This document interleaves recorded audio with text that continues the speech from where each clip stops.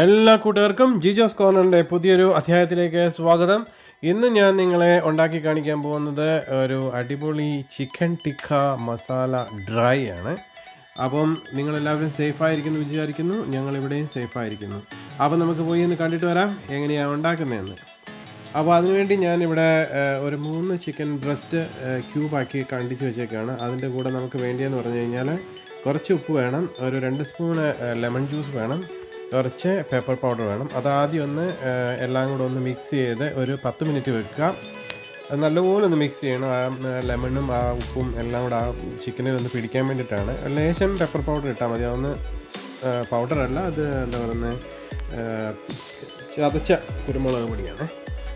അപ്പോൾ പിന്നെ അടുത്ത സ്റ്റെപ്പ് എന്ന് പറഞ്ഞാൽ ഞാനിവിടെ 2 സ്പൂണ് ജിഞ്ചർ ഗാർലിക് പേസ്റ്റ് എടുത്തിട്ടുണ്ട്, 1/2 കപ്പ് തൈര്, അതിനകത്തോട്ട് പിന്നെ നമുക്ക് വേണ്ടിയെന്ന് പറഞ്ഞു കഴിഞ്ഞാൽ അടുത്തത് വേണ്ടിയത് മഞ്ഞൾപ്പൊടി, പിന്നെ കാശ്മീരി മുളക് പൊടി, പിന്നെ ആവശ്യത്തിന് ഉപ്പ്. അപ്പം ഞാൻ ഇതിനകത്തോട്ട് ഒരു 1/4 സ്പൂണ് മഞ്ഞൾപ്പൊടി ഇടുകയാണ്,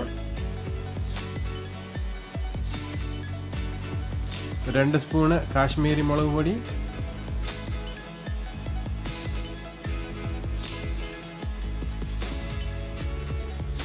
കുറച്ച് ഉപ്പ്. നമ്മൾ മുൻപേ കുറച്ച് ഉപ്പിട്ടിട്ടുണ്ട്, അപ്പോൾ അതിൻ്റെ അനുസരിച്ച് വേണം ഉപ്പിടാൻ.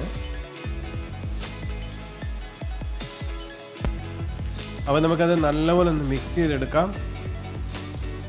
നല്ലപോലെ യോജിപ്പിച്ചതിന് ശേഷം നമ്മൾ ആ എടുത്തു വെച്ചേക്കുന്ന ചിക്കൻ, മാരിനേറ്റ് ചെയ്ത് വെച്ചേക്കുന്ന ചിക്കൻ ഇതിനകത്തിട്ട് നല്ലപോലെ മിക്സ് ചെയ്ത് ഒരു 2 മണിക്കൂർ ഫ്രിഡ്ജിൽ അടച്ച് വെച്ച് മാരിനേറ്റ് ചെയ്യണം. ഇതെൻ്റെ സെക്കൻഡ് പ്രോസസ്സാണ്.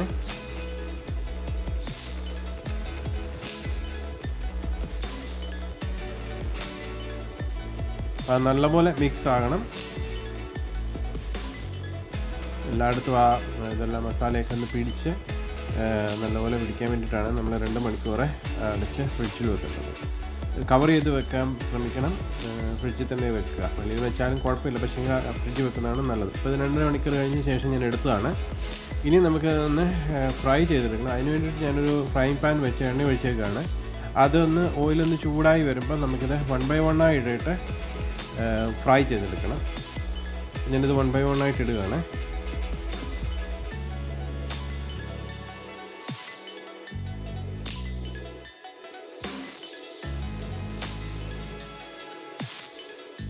ഓരോ സൈഡും തിരിച്ചിട്ട് നല്ലപോലെ മീഡിയം ഫ്ലെയിമിൽ ഫ്രൈ ചെയ്തെടുക്കണം. ഒത്തിരി ഹൈ ഫ്ലെയിം ഇട്ട് കഴിഞ്ഞാൽ പെട്ടെന്ന് അത് കരിഞ്ഞു പോകും. അതുകൊണ്ട് മീഡിയം ഫ്ലെയിം ഇടാൻ ശ്രദ്ധിക്കണം.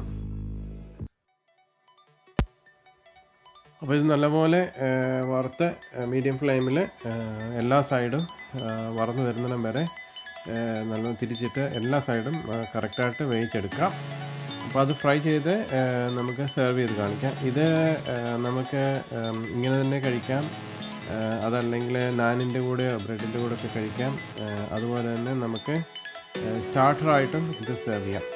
അപ്പോൾ നിങ്ങളെല്ലാവരും ഒന്ന് ട്രൈ ചെയ്ത് നോക്കുക. വളരെ ടേസ്റ്റിയാണ്, റെസ്റ്റോറൻറ്റ് സ്റ്റൈലാണ്. ആ റെസ്റ്റോറൻറ്റിലേക്ക് കിട്ടുന്ന അതേ ടേസ്റ്റിൽ നമുക്ക് ഉണ്ടാക്കിയെടുക്കാൻ പറ്റും. അപ്പം നമ്മൾ ഫ്രൈ ചെയ്തെടുക്കുകയാണ്. അതൊന്ന് ഗാർണിഷ് ചെയ്ത് ഞാൻ കാണിക്കാം. അപ്പോൾ നിങ്ങളെല്ലാവരും ഒന്ന് ട്രൈ ചെയ്ത് നോക്കുക. നിങ്ങൾക്ക് എൻ്റെ വീഡിയോ ഇഷ്ടപ്പെടുന്നെന്ന് വിചാരിക്കുന്നുണ്ട്. എൻ്റെ വീഡിയോ ഇഷ്ടപ്പെടുന്നെങ്കിൽ മറക്കാതെ ലൈക്ക് ചെയ്യുക, കമൻറ്റ് ചെയ്യുക, സബ്സ്ക്രൈബ് ചെയ്യുക. നിങ്ങളുടെ അഭിപ്രായങ്ങൾ തുറന്ന് രേഖപ്പെടുത്തുക. അപ്പോൾ നമുക്ക് പുതിയൊരു വീഡിയോയുമായിട്ട് ഉടൻ തന്നെ വരുന്നതായിരിക്കും. അതുവരേക്കും എല്ലാവർക്കും നല്ലൊരു ദിവസം ആശംസിക്കുന്നു. അപ്പോൾ ഇങ്ങനെ എല്ലാവരും ഒന്ന് ട്രൈ ചെയ്ത് നോക്കുക. അപ്പോൾ എല്ലാവർക്കും ബൈ.